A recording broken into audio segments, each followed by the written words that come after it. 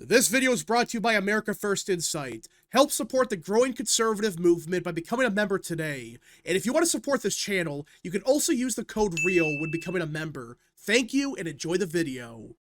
As all of you know, we are finally in 2026, and that means we're getting closer to the 2026 midterm elections. Now, obviously, we don't know the current state of the race come November.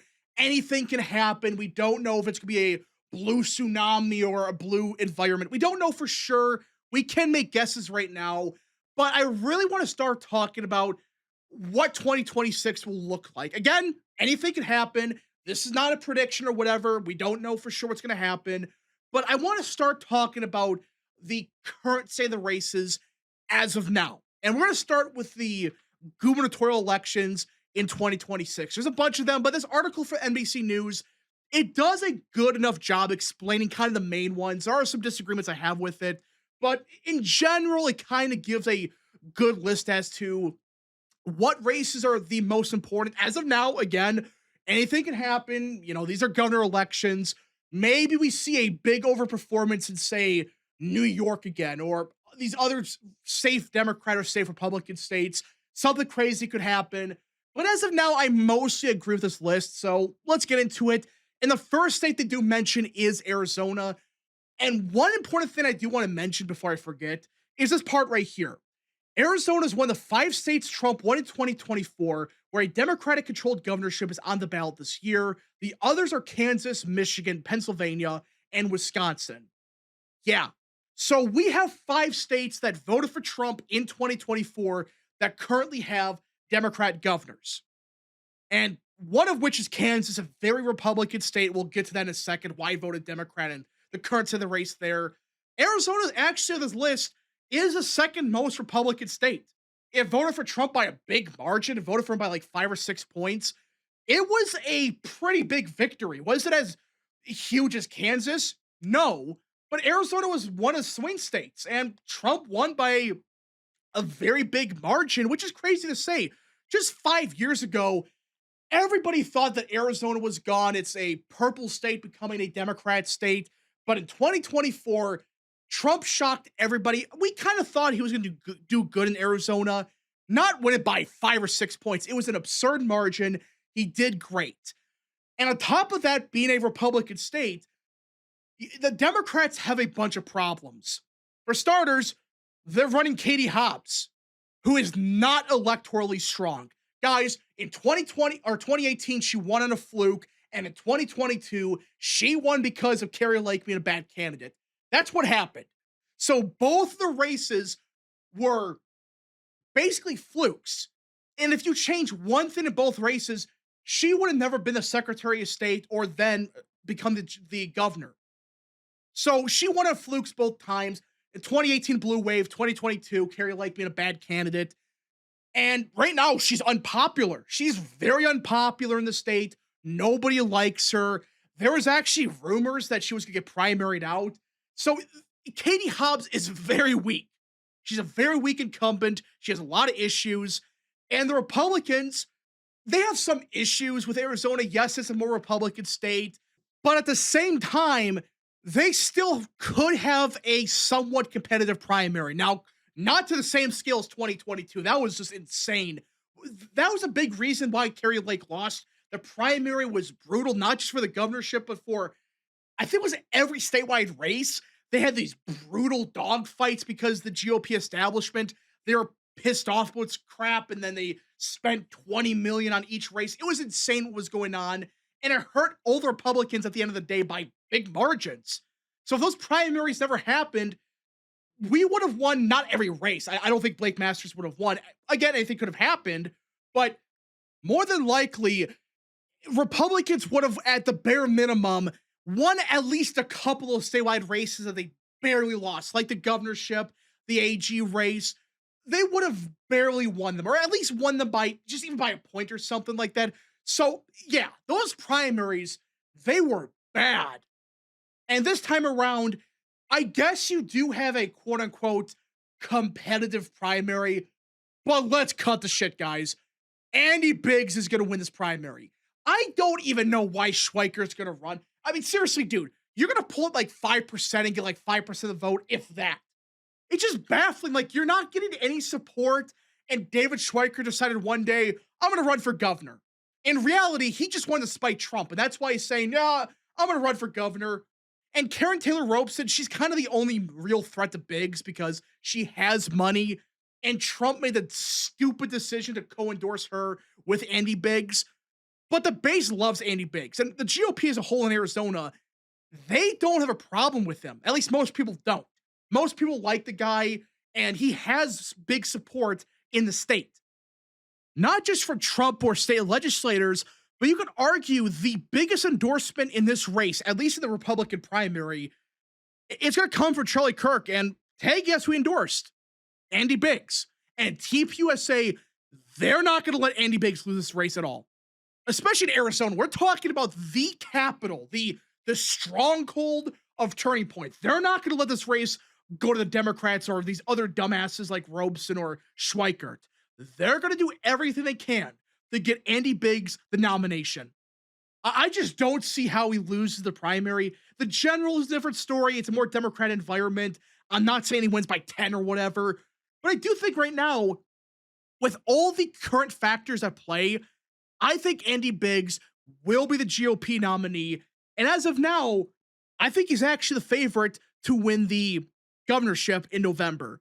Now, we're going to talk with California for a little bit because, it's one of the most bizarre primaries happening. Not because Republicans are a guarantee to win. No, guys, if one Democrat's on the top of the ticket, it doesn't matter who you run, you're going to lose that race. The reason that we're talking about is not because there's this super strong Republican that's going to beat any Democrat. No, there really isn't. The problem Democrats have is a system that they set up themselves is going to blow up in their face. Possibly, not a guarantee. I should be clear about that. There's a chance it blows up in their face. For those that don't know, California has a jungle primary system. That means the top two candidates in the primary, doesn't matter if they're both Democrats or Republicans or independents, it doesn't matter. Whoever gets the most votes and takes second place, they move on to the general. Now, in the past, we've seen Democrats versus Democrats statewide, but there's now a serious chance that we could be seeing a Republican versus Republican, meaning the next governor of California would be a Republican in that circumstance. Now, again, that's a very unique set of circumstances that have to happen. You need Democrats to run a shit campaign, not work together, hate each other. And as of now, that's what's happening. They have so many people running. First was Katie Porter. She was the front runner. But my gosh, what a terrible candidate. It turns out she's a very shitty person. She's done some awful stuff. And her polling collapsed. And at the same time, other people jumped in because they realized, oh, this is a free win. But now there's so many people running. There are 10 major candidates that are running right now. And they're all polling at like the same margin. That's not good.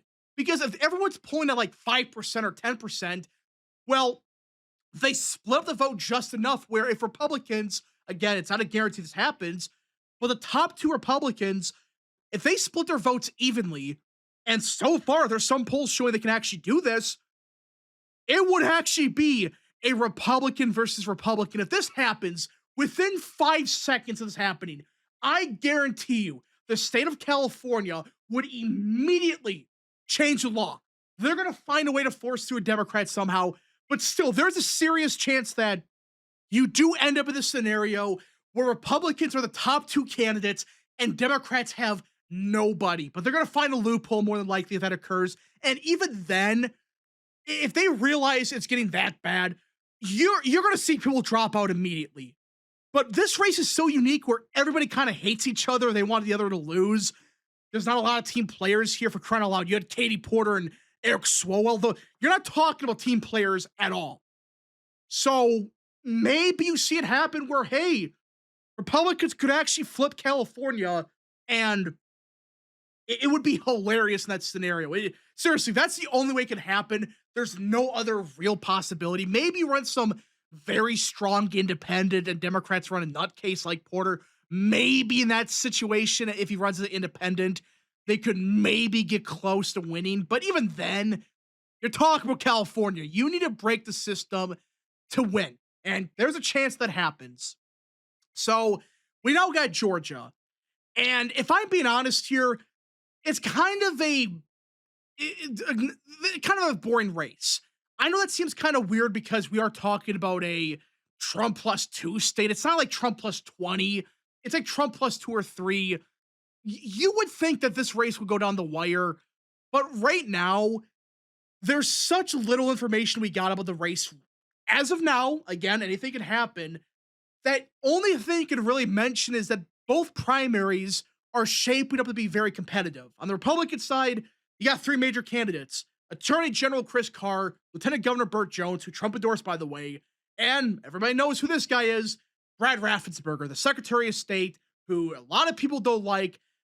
I think it's too much hate. I listen. Is he good? No, but does he get too much hate? I think so. I think he gets way more hate than he should get.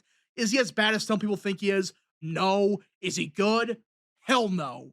But either way, the Republican side is kind of that shit fest, but really, it's so early and we're not really hearing much about the race. You don't know how it's shaping up right now.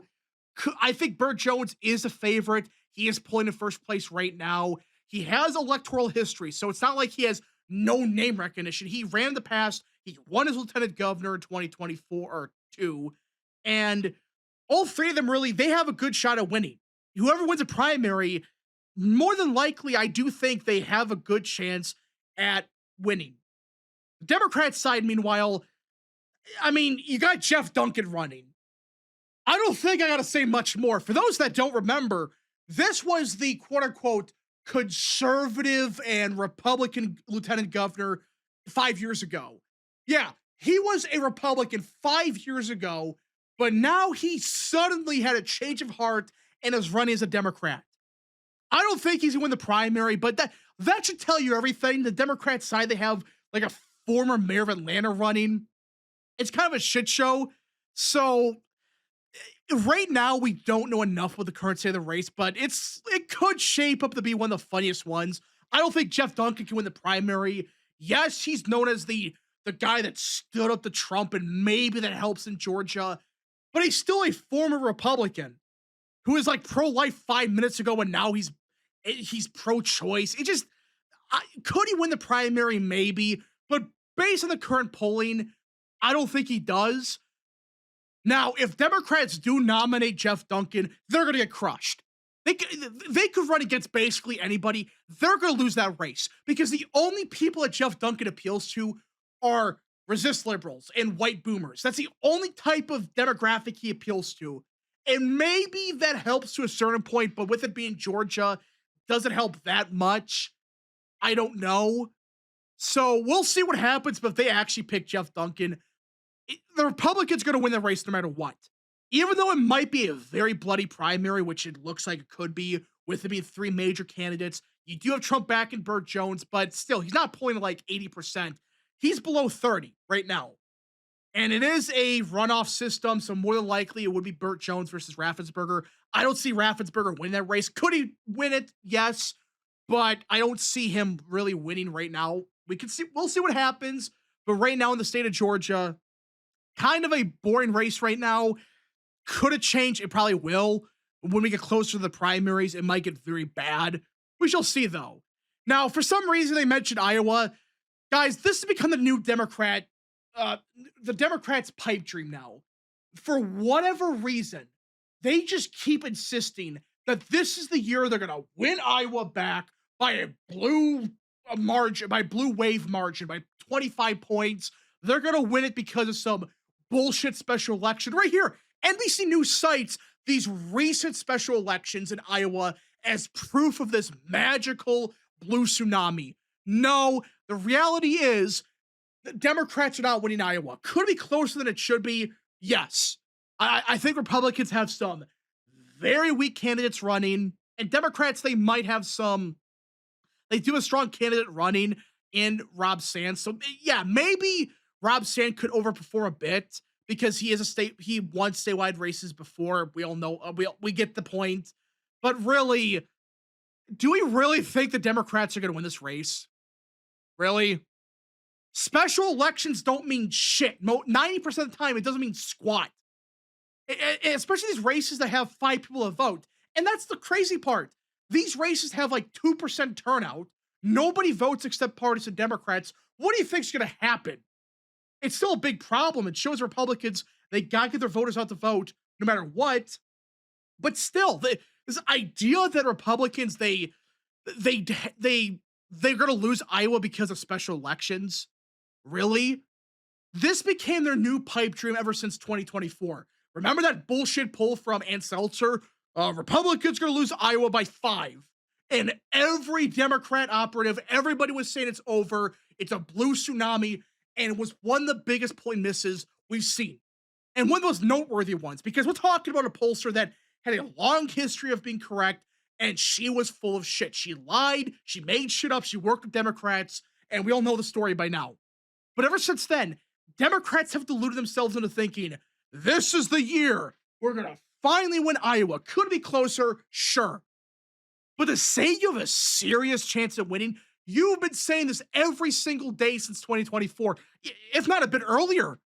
2020, they were saying they're going to win Iowa by 10 points. They got crushed. So right now, I do think the state of Iowa will be Republican. Could it be closer? Sure. Now, Kansas, this race is going to go Republican. The Democrats, they do own the seat. Laura Kelly, she is the incumbent. Problem is, she's term limited. So they can't really run anybody worth a damn. Laura Kelly was a very strong candidate. She was a big overperformer. That's why she won re-election. She's a very strong candidate. And we're talking about Kansas. Is it getting more Democrat? Sure. And the Republican primary looks like a shit show. You have Senate presidents running, you have the Secretary of State running, former governors. It's a mess. Democrats, though, they don't really have anybody. They have some random state senators nobody ever heard about. And that's about it. Now, Kansas can be a bit strange down ballot. Obviously, Laura Kelly, the nominee. It is a very weird state. It is getting more Democrat. But more than likely, it's not going to be that close. Maybe closer than 2024, but that's like saying, oh, instead of being R plus 20, it's R plus 9 or 10. Wow. What a big improvement for a down ballot race that you won 4 years ago. Wow, that's such a big swing. So, yeah, right now in Kansas, not really that noteworthy as of now. But if you want a noteworthy race, Michigan has by far the biggest shit show for not just for the governor race, but for the Senate race. This race is such a shit show. There are no words to describe how chaotic this can get. For starters, it does seem like Democrats have kind of united behind one candidate, the Secretary of State in Benson. More than likely, Benson's going to win the nomination, but still, it's not a guarantee that Benson wins the primary at all. You've got major candidates running on the Democrat side. Republican side, meanwhile, is even more chaotic. You have John James as the current frontrunner, but you have a bunch of other candidates running, former Senate minority leaders, former attorney generals, House speakers, and these are all major candidates that are getting some kind of support. So the primaries themselves are already a mess. And the general somehow is an even bigger shit show because it's a Trump plus 2 state. Theoretically, it should be a very close state, though we know what happened in 2022, though we kind of understand that 2022 is kind of a messy race. Either way, this election is going to be a shit show. But on top of that, unlike these other races like in Kansas or Iowa or wherever, this has a major third-party candidate. And he's actually having a significant amount of support in the state of Michigan. He is not pointing like 1%. He's in some polls at like 25%. It's crazy. He's a major third-party candidate. And there's a chance he could actually win. Will he? I still don't think so. But this throws the race completely out of whack. We have no clue what the hell's going to happen here. We just don't. So this one is going to be a race we have to look at over and over again. It's going to change by the day.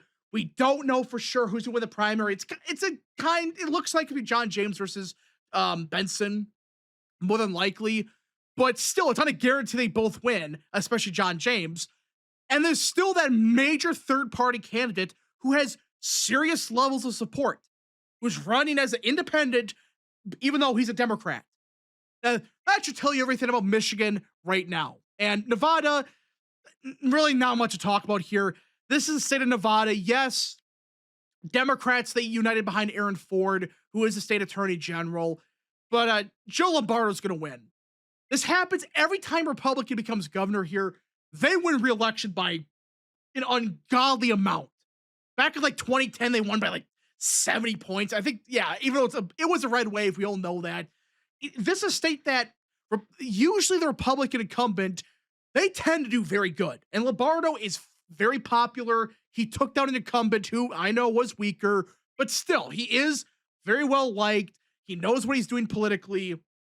So I don't think it's going to be that close. Is it going to be like R plus 80? No, you still got the attorney general. It will be closer than it probably would have been. But still, Joe Lombardo, he's fairly popular. You got history behind him. I think right now you are going to see Nevada stay to the Republicans. Pennsylvania, meanwhile, same thing. Josh Shapiro, he's going to win. Republicans, though, have a fairly strong candidate in Stacey Garrity. She's the state treasurer.